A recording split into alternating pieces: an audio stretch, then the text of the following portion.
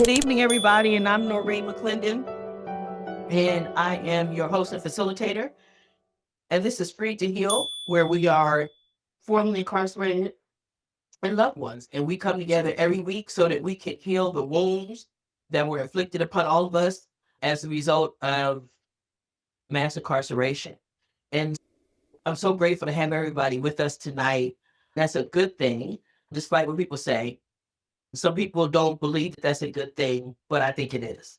And one was about those things that we tell ourselves about ourselves that keep us incarcerated. But then when I look at what I actually highlighted or what I put the marker in my book is actually on releasing the pain. And I'm sure that what caught me about this was the fact that if we don't release the pain, and I saw something probably while I was sitting here about how when you don't release the pain, how he said, imagine surviving something traumatic only to let the memory keep you, hurt you more. And in my language, keep you imprisoned in the pain, keep you in that situation. So we all know, everybody here knows that mass incarceration is an issue. It is a traumatic experience. There's no debate about that. Anybody that's been in the system or associated with it in any way, meaning like in my case, as a loved one of somebody that's been incarcerated, it's traumatic even just trying to go visit. But dealing with those traumas on a regular basis, I think when I thought about this, I thought about somebody that I know that was molested as a child. And the person that molested her had been dead for 10 years by the time we had this conversation. And she literally was still allowing this person to keep her unhappy every day. She was holding on to the anger, the bitterness, the hurt, the trauma. She had been holding on to it by this point more than 50 years of her life. And he had been dead for at least 10 of those. So something about, she had a belief, I think, about herself that there was a particular reason that this person chose her and not her sister to molest.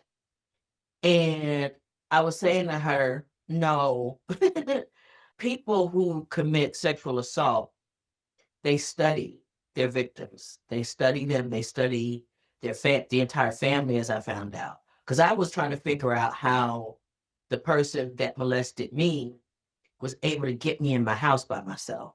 Because there were 6 kids and my mom. How did he even get me alone? But when a lady came here a couple of years ago and she said, molesters, they study the entire family, the whole dynamic, who's susceptible to what. You're looking for weaknesses. Now, mind you, I certainly had to be a weak link at around 4 or 5 years old, right? But for me, the key is to release the pain so that you don't continue to give that person power over your life to continue to hurt you. Because ultimately, sadness, bitterness, anger, they're all choices. A lot of people don't want to believe that.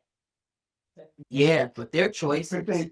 And you're right, there's certain there, but they're also feelings. And like you said, I think sometimes with a lot of us, we all can suffer something, but we're always gonna be able to deal with it in different ways. And I'm thinking that even though it's been so many years, it's still pain there to like, why did this happen to me? It's like they say when somebody get molested and they let this person live their life for 20 some years and then you say something.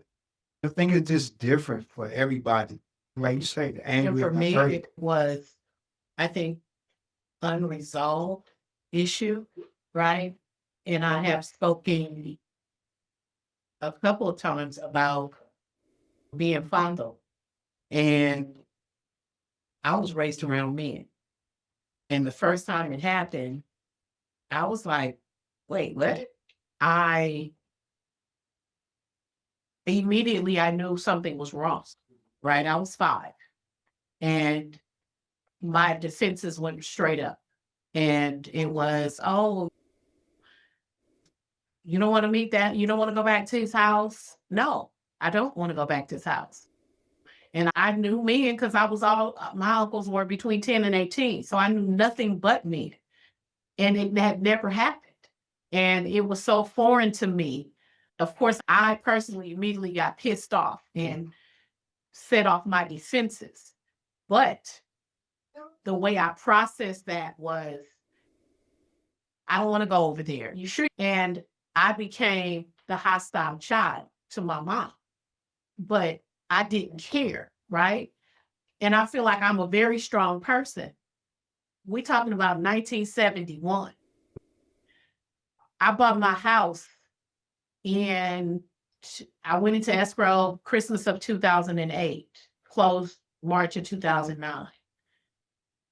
I had lived my life navigating around 7324 Crenshaw Boulevard. I didn't want to see that apartment building because that's where he lived.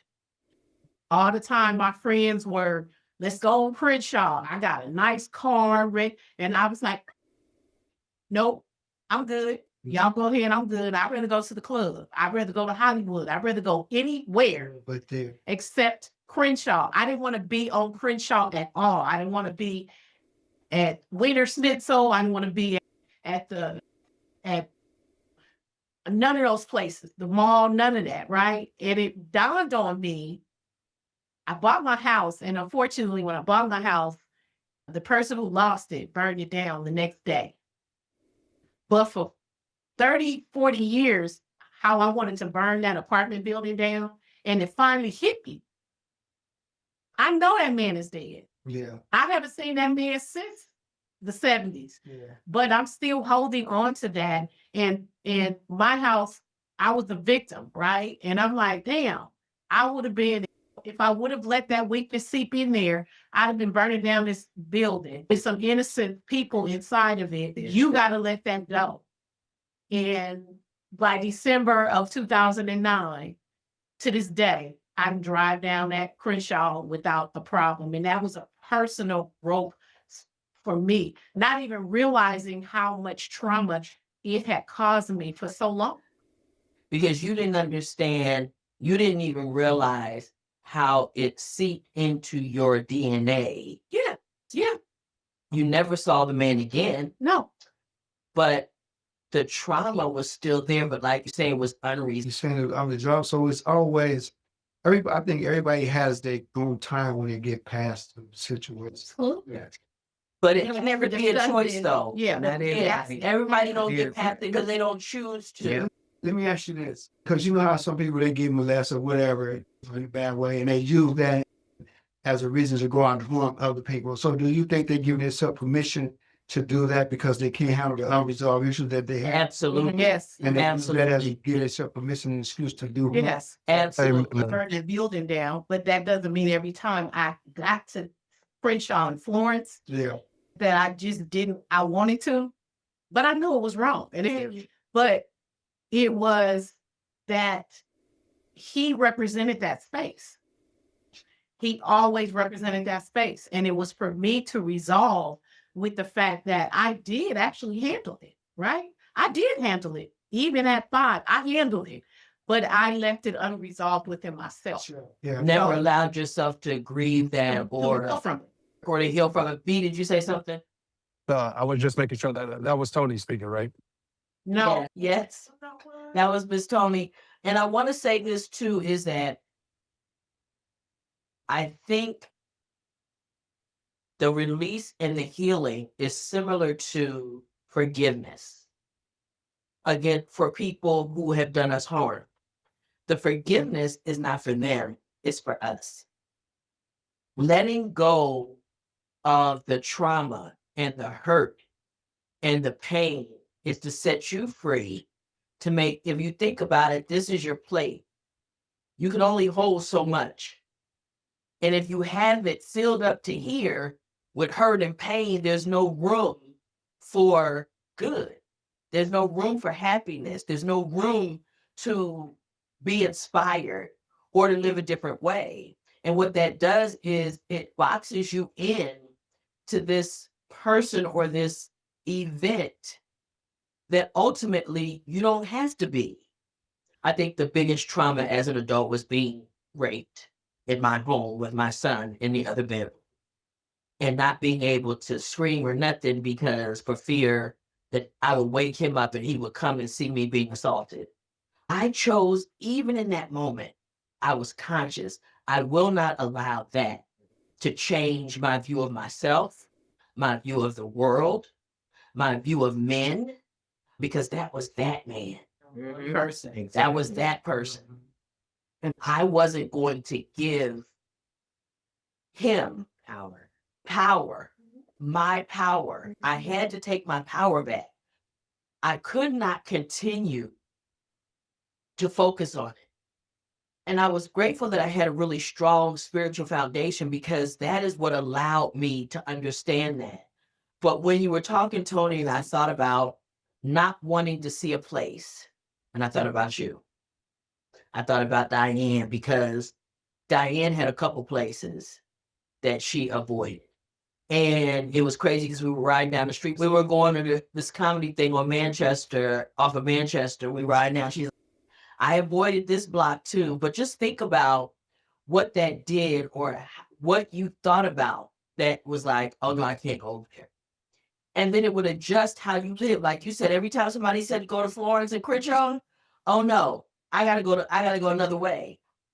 It also makes me tie in this guy Taco. Taco will say gang banging dictated everything in his life. It dictated where he could go to the store. It dictated who he could date. It dictated everything about his life. And he didn't even realize, he thought he was living a good life and he was the man and this and that, but didn't realize he was living in a fishbowl because he couldn't even go outside of his normal, whatever his area was. He was confined to that. And these are the things that we do that confine us, where we need to let go of certain things. If it is a past relationship, it's important to realize, again, that was that relationship. But when a relationship is over, one of the things I've noticed and learned is that the best thing to do is let it go. When it's over, let it go. I caused myself more damage trying to hold on to a relationship that had run its course than anything. Let it go. And when you let it go, that is the time where it is time for self-evaluation, not evaluating the other person. The only reason to look at the other person and what they did is so that you understand it as in relationship to what you participated in and what you allowed. So you have to, I learned that it wasn't until I was ready to look at what I had done that actually caused me to start healing. It was a very painful exercise because I didn't want to admit that it was my fault, but it was.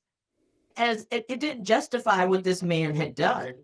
But what it was is, again, he couldn't have done that if I didn't give him access, if I didn't participate, if I didn't continue to give him access to me when from the beginning I never should have given him access because he said to me he was not interested in a committed relationship. I wanted one. I knew I wanted one. And I thought, based on my history and my mom having been in a quote unquote open relationship when I was in high school, that I could handle that. But I couldn't. I couldn't. And when I got into it, I kept thinking I could handle it. And then if I ever decided that I couldn't, I would pull away and then he would chase me. He would start doing things that he knew I wanted done and that kind of thing. But guess what? He couldn't have done it if I didn't give him access. He could have chased all he wanted to.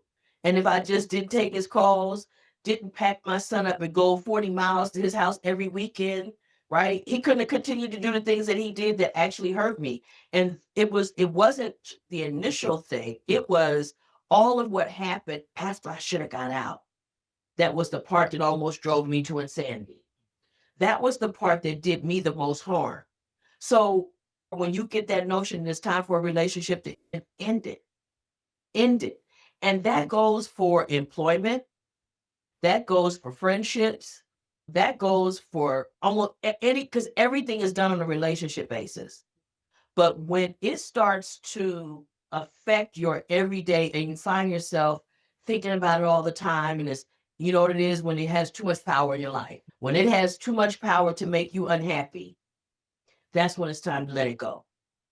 And we oftentimes, again, we hold on, and especially when you think about careers, right?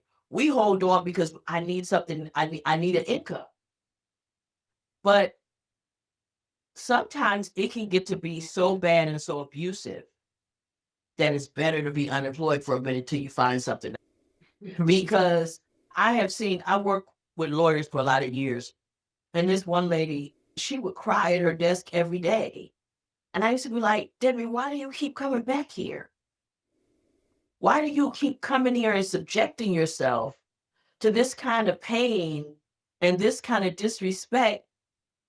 Because we were legal secretaries. We had high paying skills. And at that time in the 80s, being a legal secretary, you could always find a job. So why was she doing that? There was something that she believed about herself that told her she should accept that kind of behavior. If you don't believe that you deserve mistreatment, you won't sit and suffer for it. But you got to believe that you deserve that in order to set yourself up for it. So for her, she came in there every day, and yes, we made good money, but all money ain't good money, right? It's not all worth being upset all the time. And then the thing that John Bunn sent, it talked about, which I thought this was really good. It talked about, there's a guy named Jason Wilson, and he has a book called Comprehensive Manhood. And Jason is really a powerful guy. But this is something that he said. Since crying has universally been considered a violation of manhood, those of us who've experienced significant trauma and loss could never release it the right way. As a result, we end up venting the internal turmoil through outward actions like imposing violence, drug abuse, or mistreating the very ones we care for. Emotional incarceration appears to be a safe space. However, like the majority of real prisons in the world, the institution does not rehabilitate you. So listen, holding on to it is not fixing it, right? Instead, emotional incarceration breeds what got you sentenced in the first place: passive aggression, unresolved anger, and abandonment, to name a few.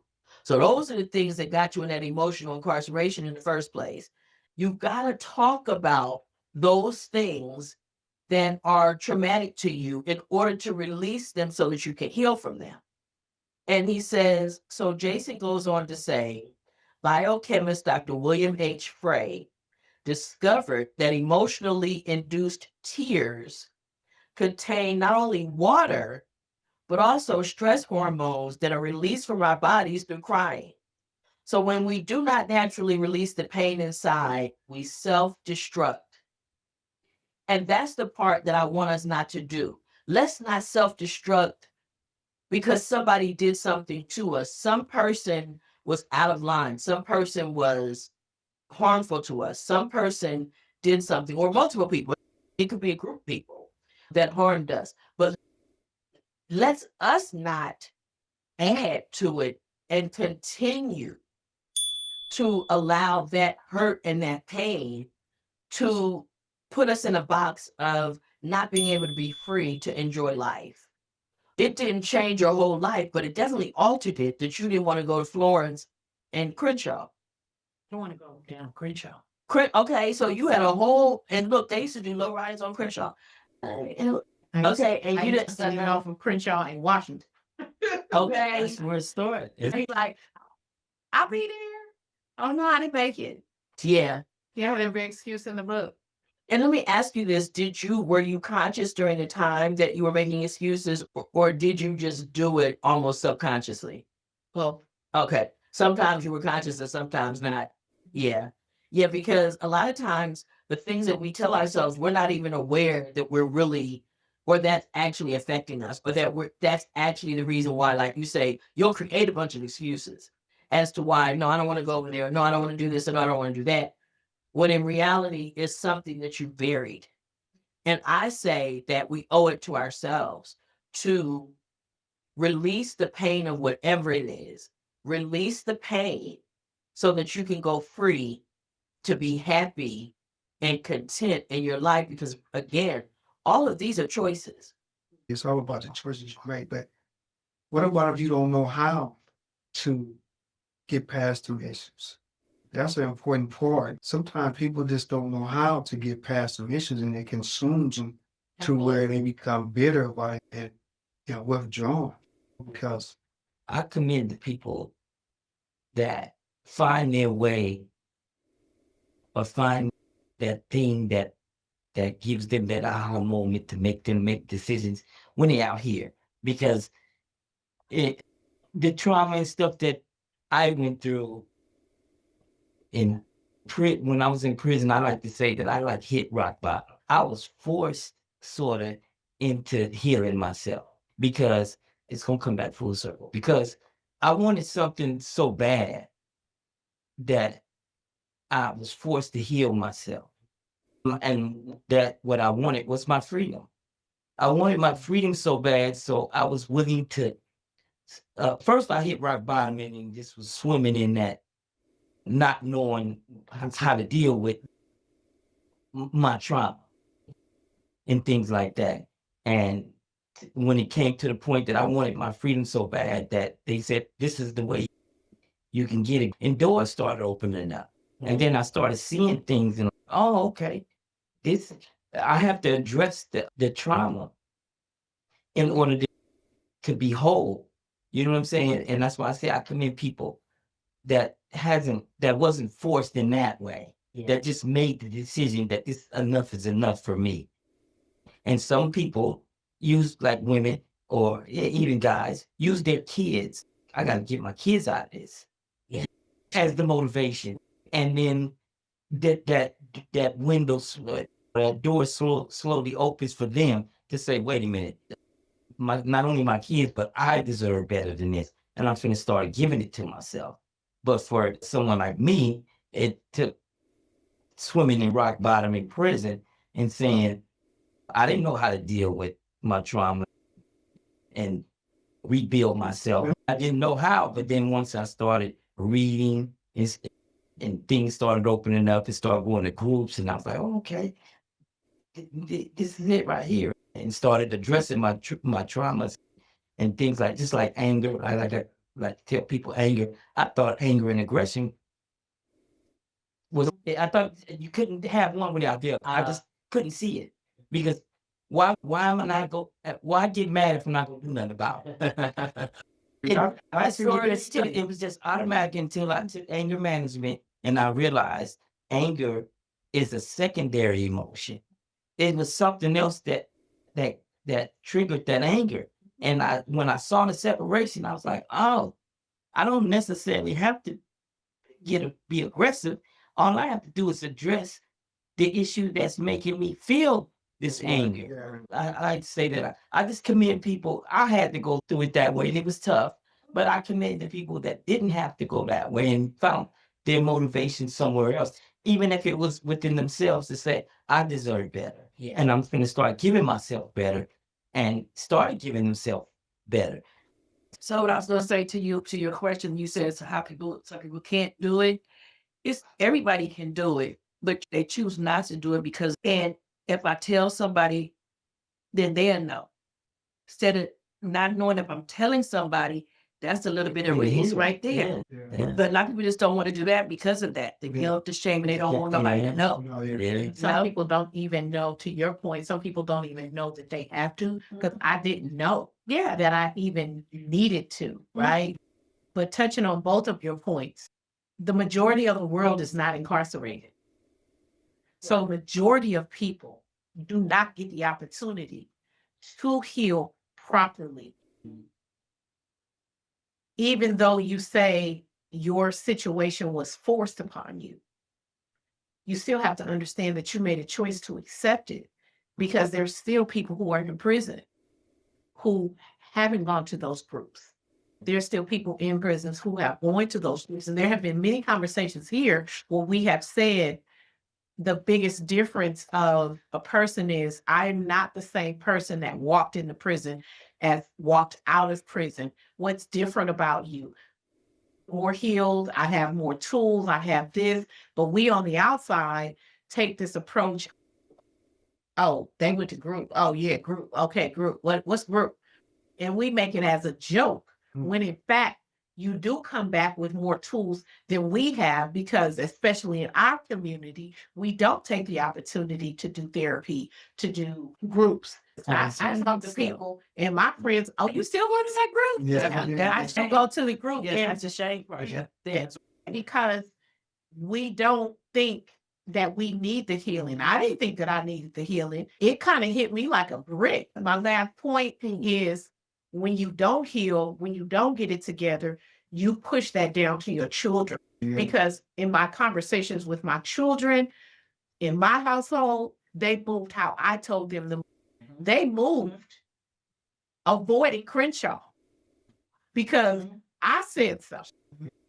So it is still commendable, because you could have not taken that. That's right. You say it was forced upon you. I say it was offered to you. How about that?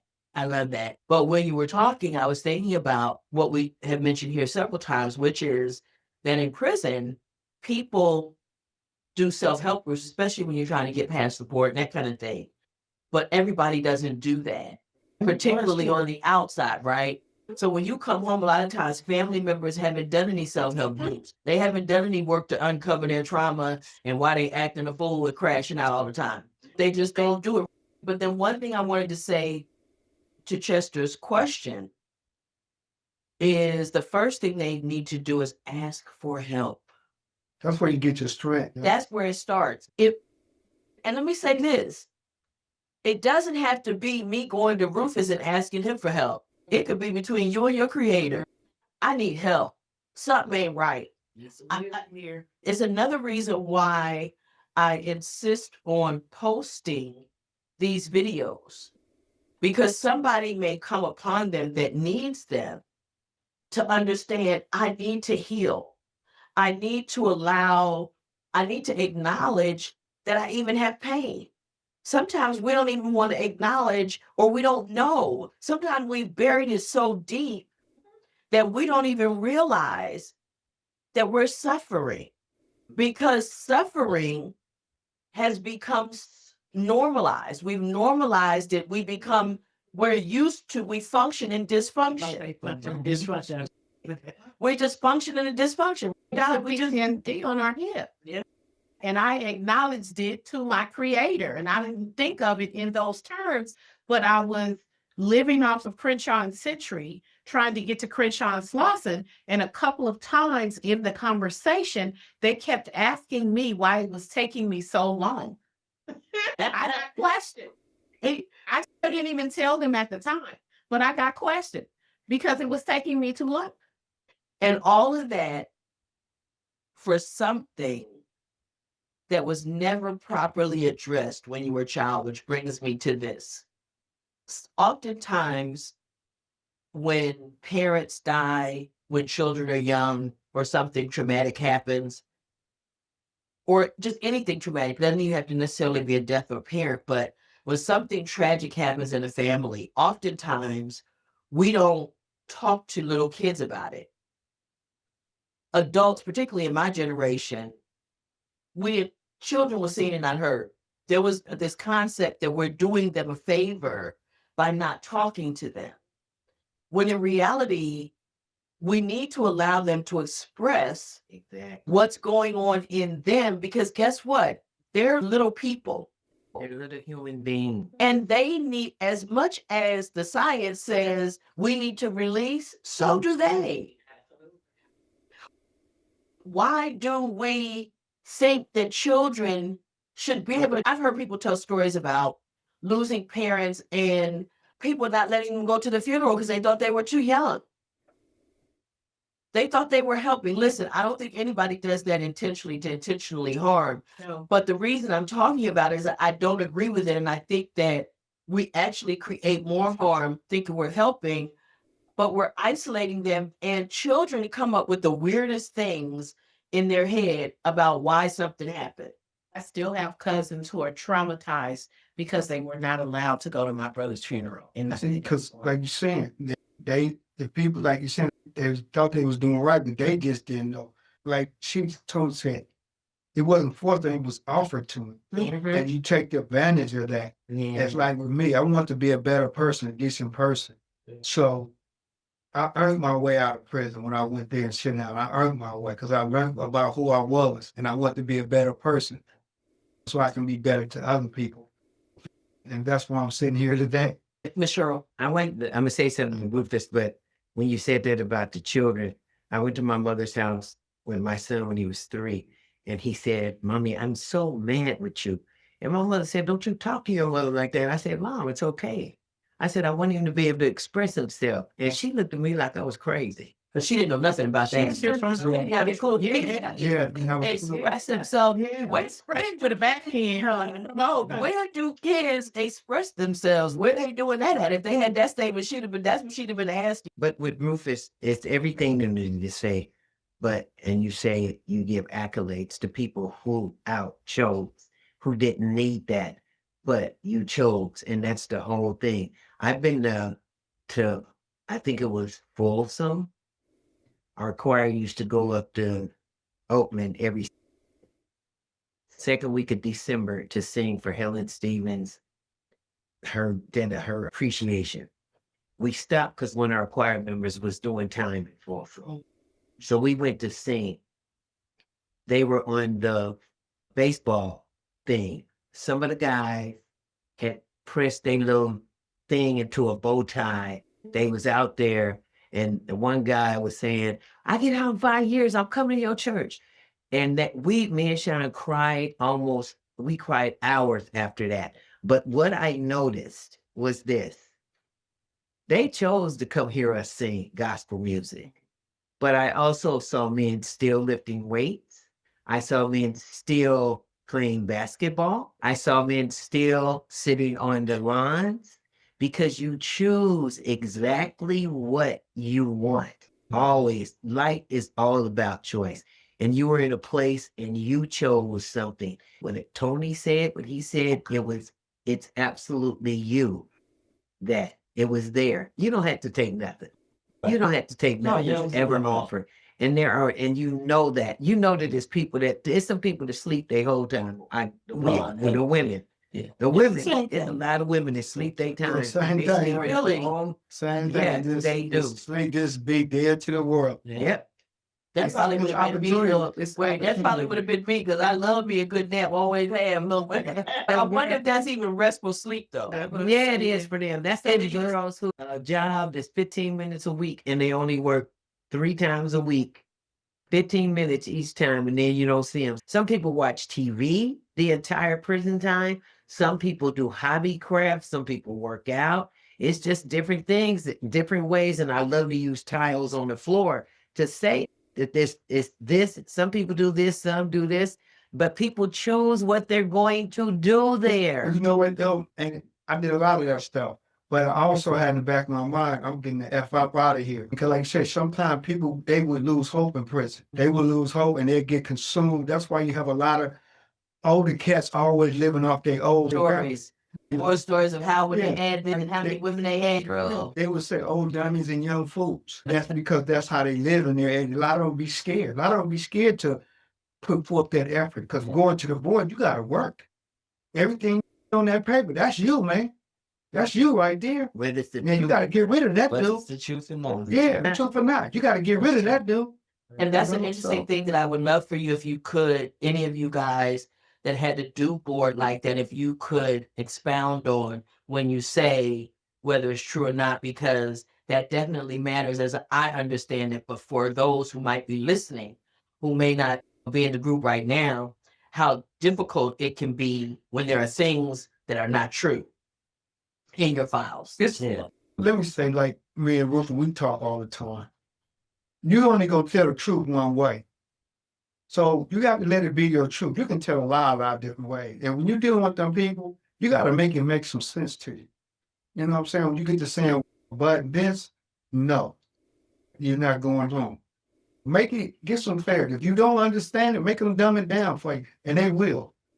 Everything that's on paper, they deem is true. okay, Every day. it's like a Bible. Yeah, they Yeah. deem is true. And if you deny any of that, they say that's you're not accepting Possibility. even if it's you get a write up and CEO did whatever. And it didn't happen the way he wrote it up. But they gonna say, oh, my officer's lying. So now you're not taking responsibility. It's yeah, he's lying, but I can't say that. Now think about that from a psychological standpoint, though. What that does to a person, that you consistently have to tell somebody a lie. You know this is not true. Yeah.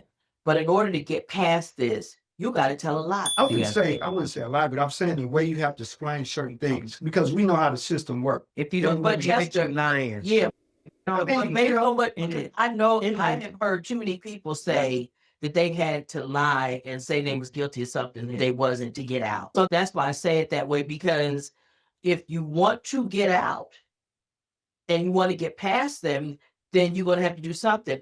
I believe Pipe that's here all the time. Pipe never would lie. He said the same thing from the beginning to the end. He was in, I think, on a 15 to life at year 38 because he would never lie and say that what they were saying was true and it wasn't. They never let him out. But the only reason they let him out at that point is because he was in a wheelchair and he couldn't do plumbing anymore for them. Right. So they let him out because now also his medical bills were going to be too expensive. Right. And he also couldn't give them cheap labor anymore. Right. So I that's why I say, I remember we had April came and she said that in order to get, she did 27 and some months. And she said that in order to get past the board, they wanted her to basically tell herself that she was a piece of shit when she did whatever it was that she did. And she had to program herself so that when she went into the board, she could convincingly make them believe that she believed she was a piece of shit. When she got home, she was doing really good for a year and then had a meltdown because she had to go to therapy to undo the lies that she had to tell herself to get past the board, to get home. And this is the thing. The mind is so powerful that you can convince yourself of things that are not true. And that can cause you as much pain and trauma as well. Miss Shirley, you want to say something? I was going to mention April too, and that she started helping the other women on what to say to get out. And we had a lady that came to us. She had done 38 years. And she said, I said, helping her with the computer. And then I said, come on, let's go in the office. And we went in the office and I went to the bathroom. And my coworker, Sydney, said that when I left out, she started crying and said, I don't want to disappoint her. And so when Sydney told me that, and I said it to Susan the next day, Susan said, that's that effing board that makes them do that. And that same lady told me I had been to the board 5 times. She said, and I said, if they deny me the next time, I'm going to say to them, I'll just spend the rest of my life here. Yeah, like she's saying, there's some horrible ass people. And Yeah. when you get denied, that's a hurting feeling.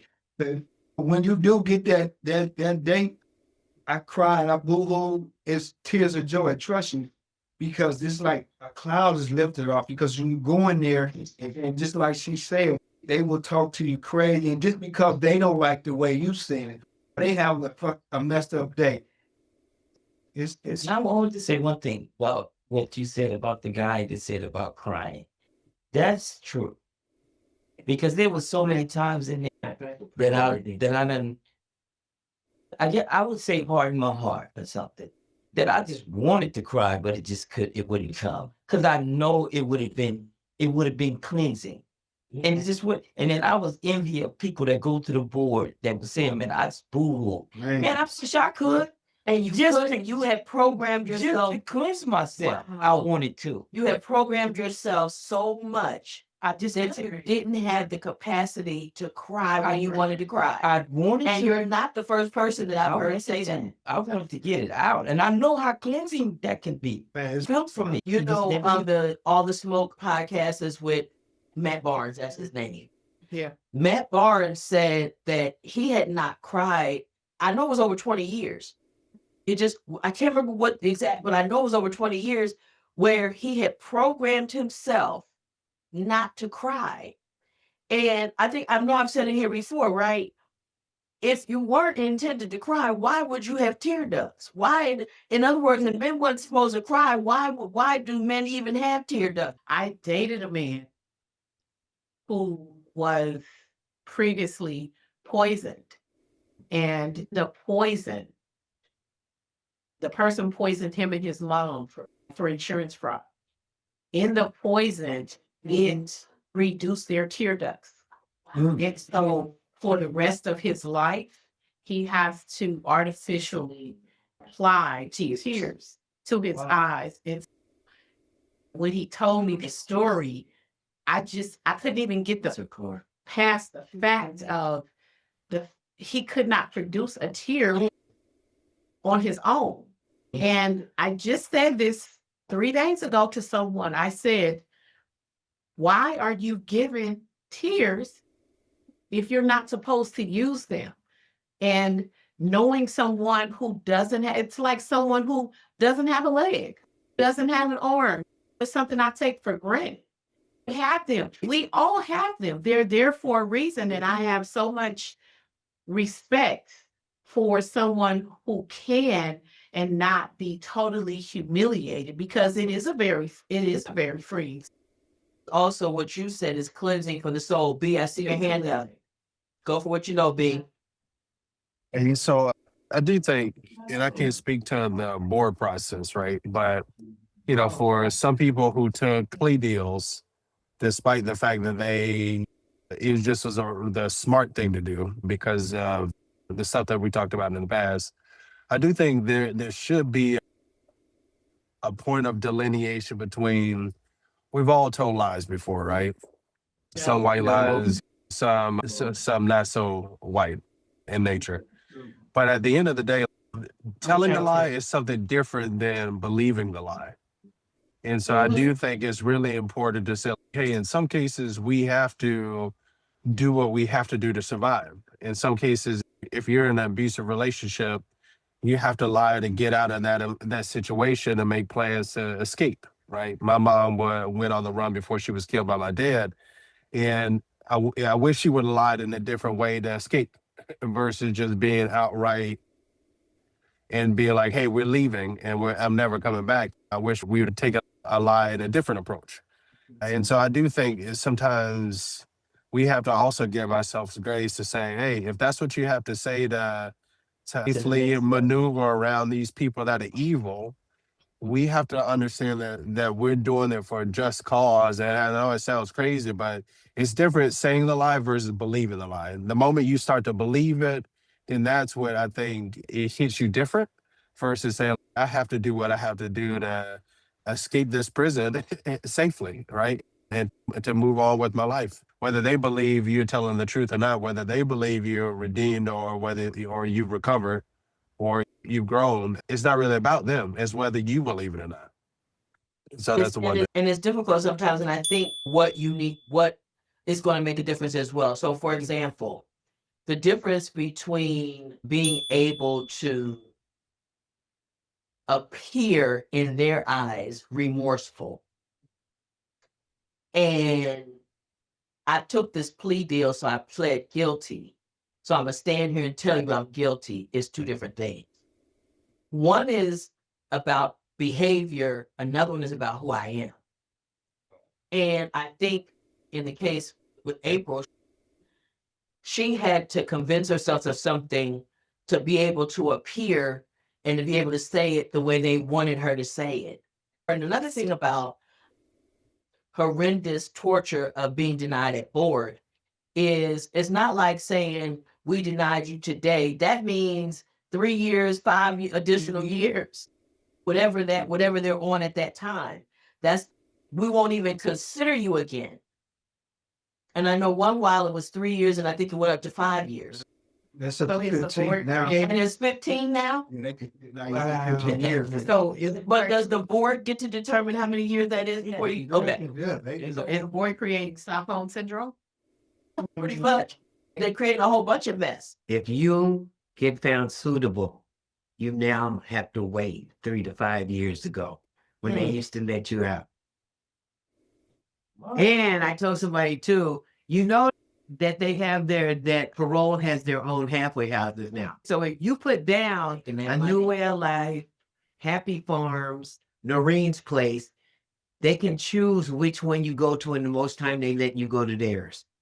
And that should be conflict of interest. That is a straight out Yeah. conflict of interest. With the ones with the L's, weren't they sending them when we went in? Weren't they sending them automatically to theirs? The ones that had the L's, ask the young girls, tell us which one of your friends are going, what were their sentences? And it was, I think they went into determinate sentencing, one with the L's, they were automatically sending them To the one, to Their stuff. their stuff.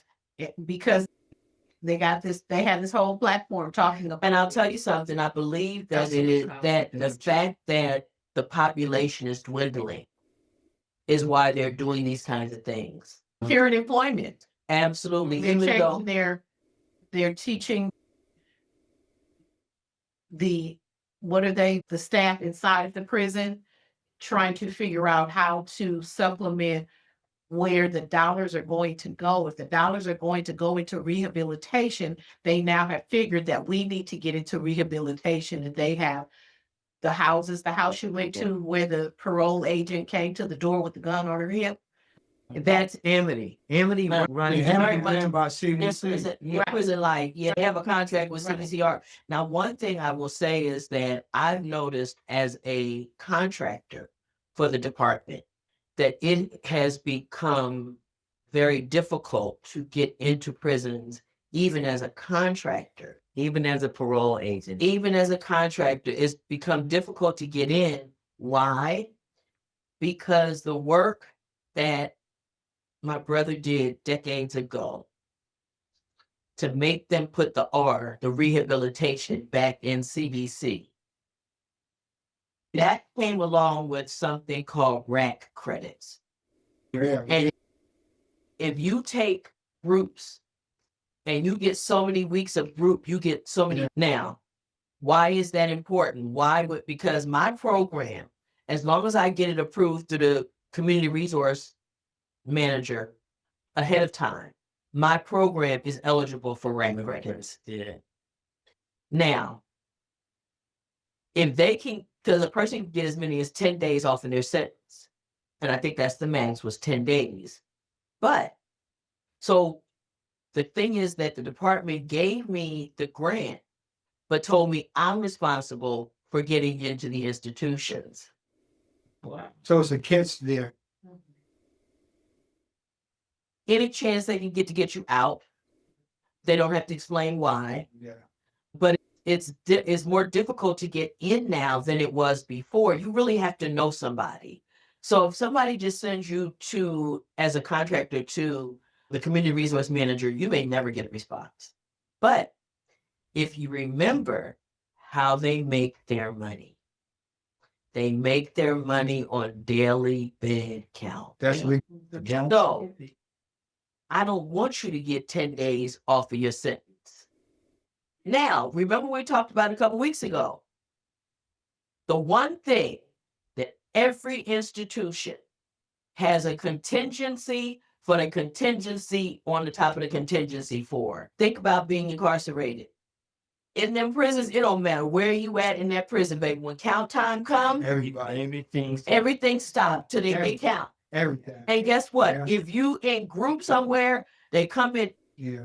That's not because I used to think, silly me, I used to think that it was about making sure nobody escaped or whatever. No, it's about their money. Yeah. We got to make sure this person's still here today. It's about their money. And I gotta have an accurate count. And look, I can't be mad at you because anything that makes me get my money, I'll be about that too. Yeah. Every business, how can we make our money? We make sure that gets handled. If nothing else don't get handled, what we do, Di? We collect rent, don't we? Yes, ma'am. Okay, what the people don't pay the rent, we got to holler at it, right? I do. I gotta put a note. Okay, you notice. And listen, the city of LA, they come up with a new policy all the time. I just got a new thing today. Yeah, we got something new now. A new form. It's a form that you got to tell them that they're entitled to this and what their rights are and all of that. And they updated it on as of July 1st, right?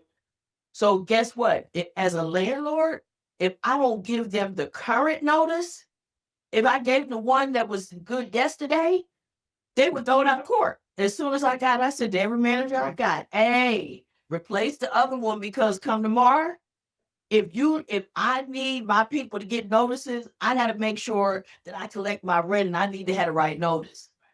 Like I tell my managers, your number one job as a property manager is to keep my units filled.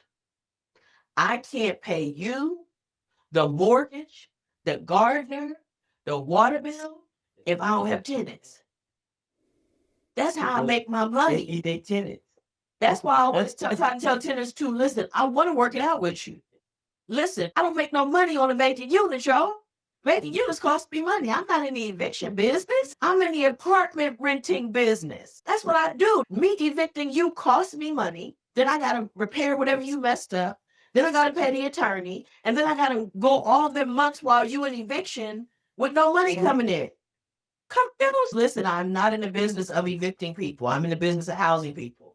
So again, whatever business it is, however they make their money is what they make sure gets done.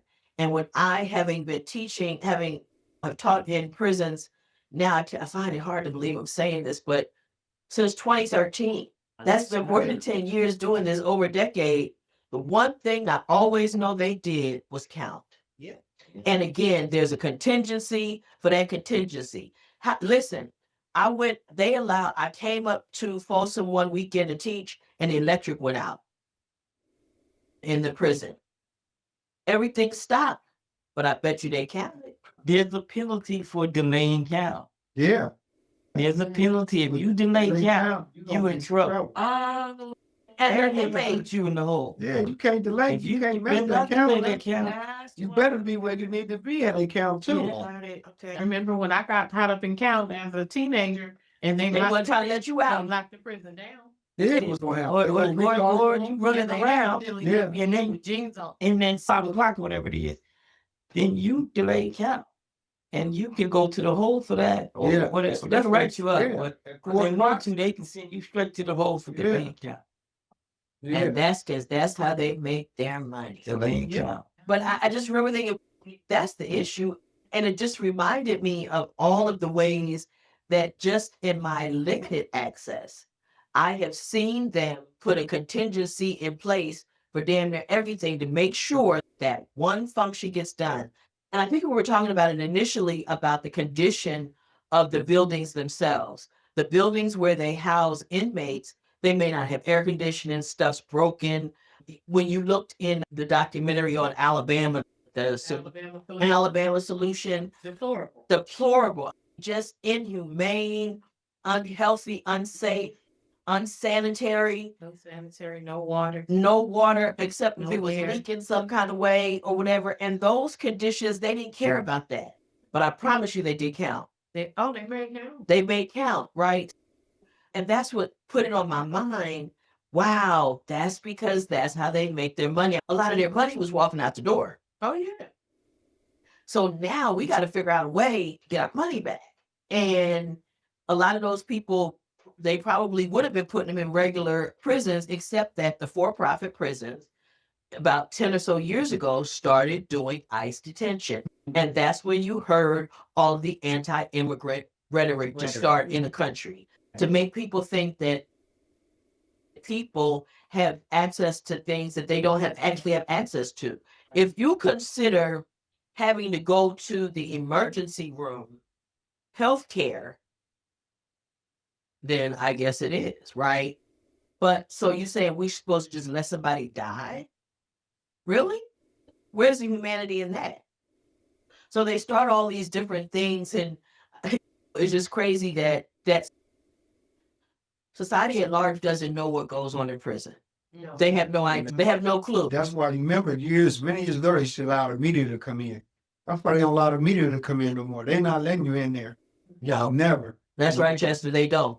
They do not give tours what they used to. Solution was shot on illegal cell phones. Because they go ask questions that they don't have no answers to. So we don't They have have the the answers. answer. They're not going to do it. That's what I mean. And it will expose the unnecessary emotional torture. Exactly. That part. Exposure. In Yeah, Mississippi, I want to expose. Go ahead, Miss Vivian. in Mississippi, if they do bring media in, they're gonna take it to the cleanest building there is. They're not gonna let them see where they really need to go, and they're gonna make sure that we convicts work and get that building cleaned up before they get to that building. Everywhere else, they're not gonna go. Y'all was talking about parole a minute ago. It put me in mind, made me think about the lady, we call her Mama E. She's 85 years old, never had paperwork, been up for parole 33 times. And when she walked through the door, they tell her, you can go back. Deny her parole. That's denying her. And she have lupus, heart failure. Let that lady go home. A threat to society in any kind of way, not at that age and in that health condition. She's certainly not a threat at all. Never And that's had just the paperwork. inhumanity of it. But again, see, I still make money every day. It's now. And every prison in this country works that way. They make money on that daily bed count. Costing them. If she's not costing, if they can break even, Yeah. Yeah. Because it's only when it really starts to cost them. And I think about Nancy, who used to do, she was in my class at CIW, and she grows flowers. She talk about a green thumb. She got green hands. Her hands are green. And she grows the most beautiful things. And she had a beautiful garden behind her building. And every tour got to go see Nancy's garden.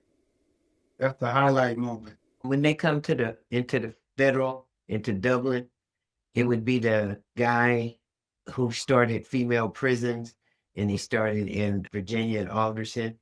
And that was that's why they had the cottages there. At first, and they used to roller skate and ride bicycles and stuff. But when he came to Dublin, they painted, so we all knew what was happening. They put the political prisoners in the shoe, and then they lock us down, and all the people do is walk the compound and go back to the ordinance complex. Yeah. So they put on a show. They put on theater, right, to let people see what they want them to see. But to tie it into our topic, there are things that happen to people in this circumstance, in this environment that we're discussing, that oftentimes they don't talk about.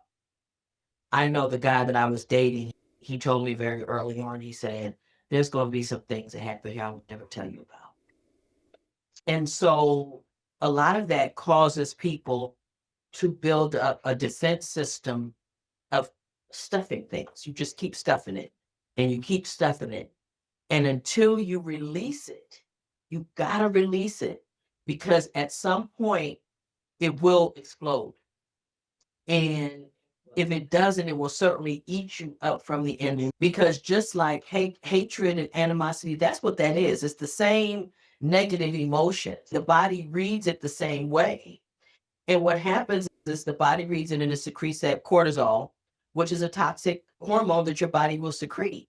in those moments. Why? Because we're not built physically, scientifically to stay in that angry, hurt, bitter state of mind. That's why too much cortisol can poison your body and cause disease.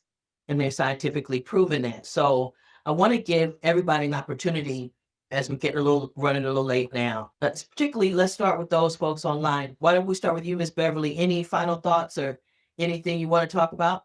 You want to say? Oh, wait, did I see Robert? Did you have your hand up? Go ahead. Let me have you to unmute, Robert, and then tell me what's on your mind.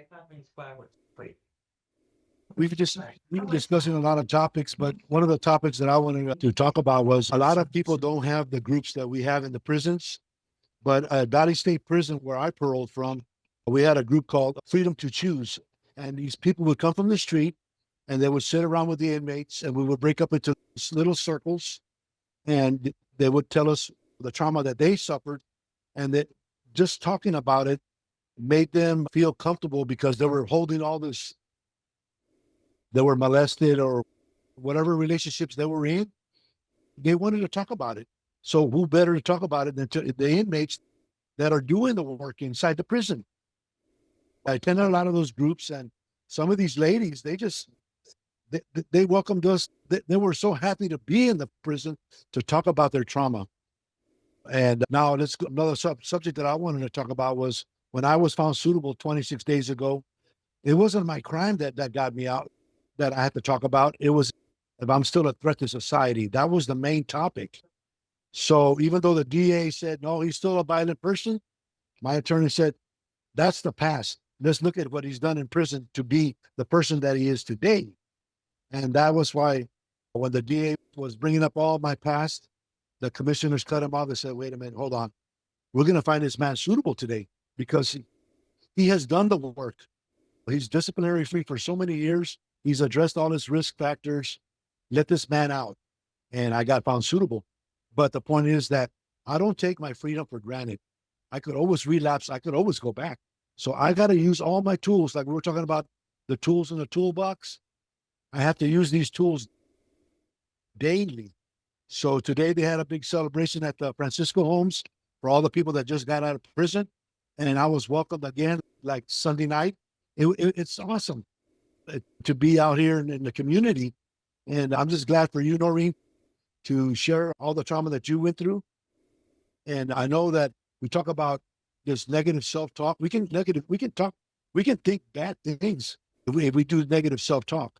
But I always try to talk positive self-talk every time I talk, because if I let that bad thought get in my mind, I can make myself do anything I want with that negative thought. So I always try to stay positive, even though it's hard, but I have to do it. Now that I'm out here, I really have to do it now. But It's in your best interest. It's in your best interest, because the really scary thing about self-talk is a lot of times it's so subconscious that we don't even realize we're doing it. But the brain, the body, the universe doesn't know that you playing or you don't mean it. It is like, it only knows what you're feeding it, and what you focus on is what you're going to attract to you. So it's very important to monitor that. And so thank you for that. Ms. Beverly, you want to go ahead at this point? How about you, Ms. Viv? Really enjoyed tonight and got a lot out of it. Awesome. There's a lot of blockage people go through. A lot of things I heard tonight, and I've seen a lot of blockage in me, what I did in situations and circumstances. I blocked a lot out mentally, and in order to forgive, but when I forgive, I should forgive myself. It's like, it was a lot said tonight that I'm still soul searching myself. Still looking at me. That's awesome, because for me, it gave me the analogy of filmmakers. And if a focus group watches a film and people are talking about it after the film has been screened, the filmmakers feel like I did my job. And I was saying that I feel like I did my job, that if it's got you thinking some things and looking at yourself, then absolutely, I did my job today. B, Yep. So the one thing I was just was thinking about was I like your quote that you mentioned in terms of if you survive the experience, don't let I let the the memory trauma. destroy. Yep. So that is what sparked my thought that all of us are survivors, right? And there are many people that have gone through the exact same experiences that did not survive the experience. And so I would challenge all of us to even think about if we survived that, it was with the intent that we should also heal. It wasn't just to survive because we could have been taken down by the process. And so if you survive the trauma, I do think maybe this is the way I'll think about it. God also intended me to survive and heal and grow from it. And so I'll make that commitment to myself that I it's not just that experience, but it's also the recovery of that was God's intent. And he allowed you to survive so that you could thrive, right? But he allowed you to survive so you could thrive, not just so you could exist. Like when you look at the creation, everything is in abundance, right? It's all in abundance. So live, right? You came out, you got out of that situation, live, enjoy it. Do not allow bitterness from somebody else to cause you not to enjoy the life that you got back to, right? Because people who've been incarcerated was halted, interrupted, a lot of it taken. So now get back to the life that you had or the life that you now want. I tell people, I know my last couple sessions in Folsom, constantly reminding people that even if you've been in prison for a very long time, while it may be cause for trepidation to get out of prison, think of it as a good time to remake yourself. You now get the opportunity to be who you want to be, to create and be the person that you want to be, because you're not going to be the person that went into prison. And living the person that was in prison is not realistic because it's a different universe. So now you get to be who you want to be, and now you get to rewrite, you get to reimagine and reinvent yourself.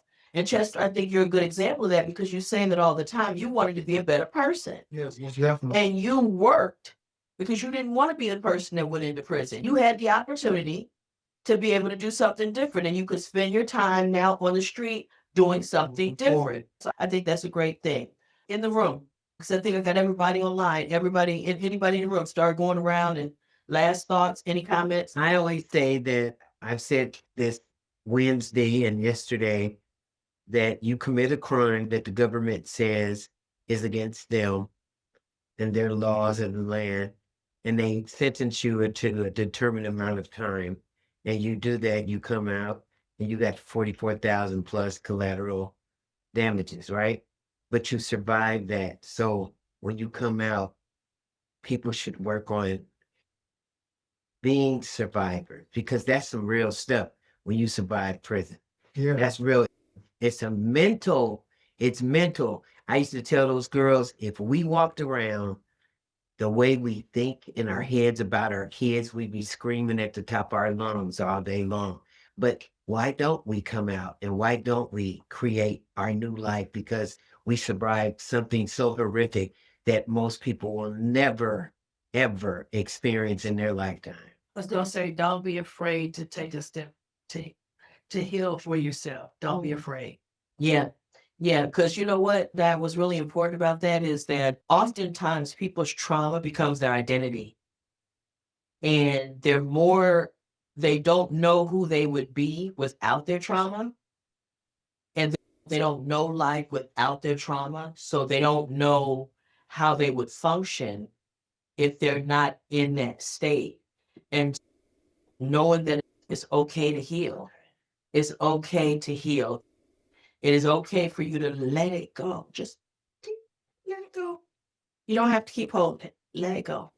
Awesome. Anybody else? One thing I like about today and the topic today is that we planting the seed of healing. Be intentional about healing. And me and someone's having a conversation this week about, and he said he'd rather hate than hurt. And someone else said, no, because you can heal. You can heal from hurt, but hate spirals. Yeah.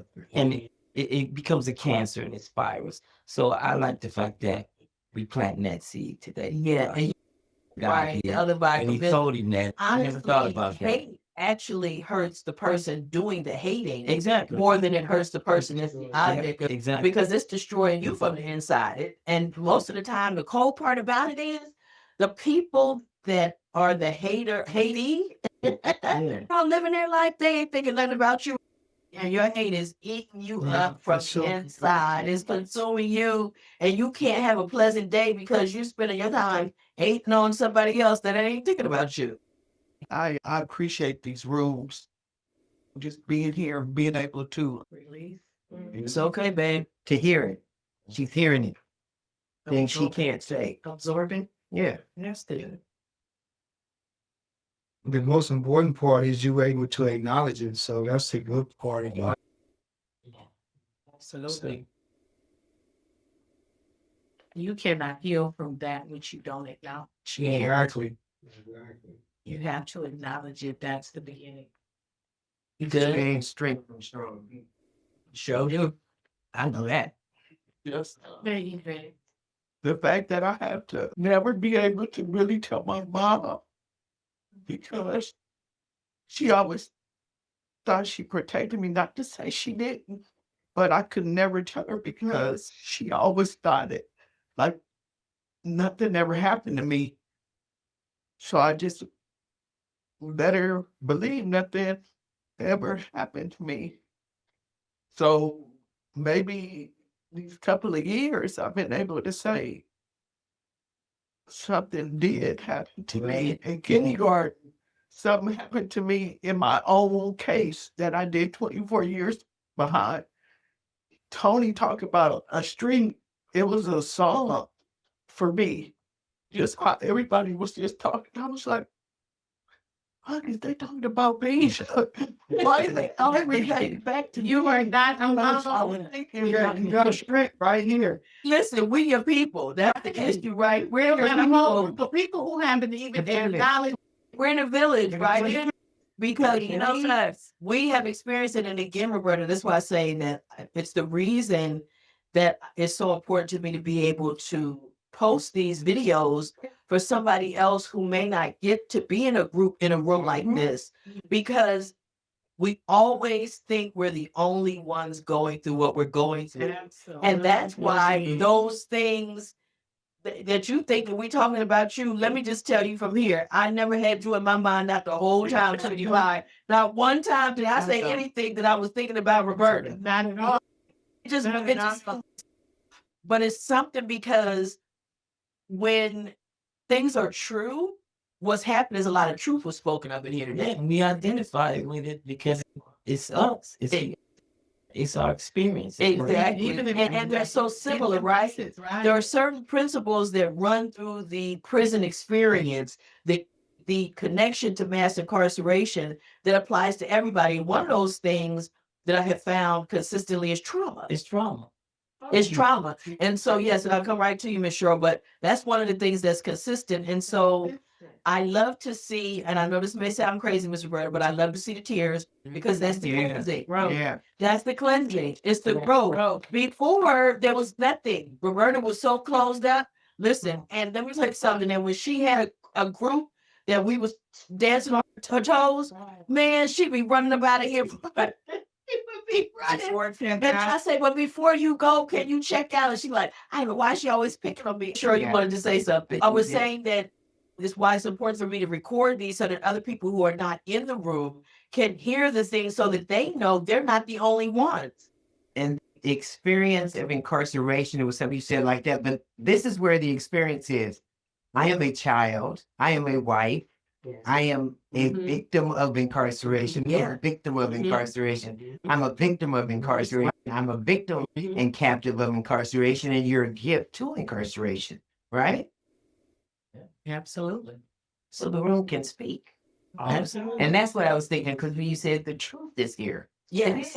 Because we've all experienced it. Some aspect of it, right? Yeah. And the beauty of us all being together is that you guys get to hear what we experienced that you didn't know anything about. It's the correlation of our traumas. Yes. Yes, it is. Wait a minute, y'all. We got something to say. Yes, we It's are. all right. Because you know what? You know why, Brenton? Yep. Because we are free to heal. Yes, we are. How about that? And thank you guys for another great session of Free to Heal. And check us out on YouTube. Check out our videos. Also, check out my website, NoreenMcClendon.net. I have my books and all that stuff there. Please check it out.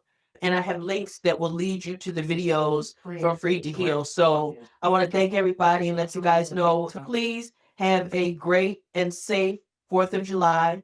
We do want to have a good time and have some barbecue.